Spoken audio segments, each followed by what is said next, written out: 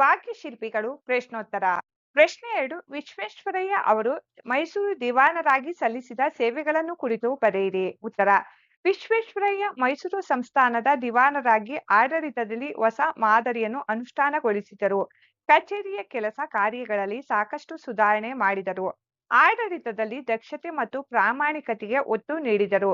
ಸಂಸ್ಥಾನದಲ್ಲಿ ಸ್ಥಳೀಯ ಮಟ್ಟದಲ್ಲಿ ಕೇಂದ್ರೀಕೃತವಾಗಿದ್ದ ನ್ಯಾಯಾಂಗ ಮತ್ತು ಕಾರ್ಯಾಂಗಗಳ ಅಧಿಕಾರವನ್ನು ಪ್ರತ್ಯೇಕಗೊಳಿಸಿದರು.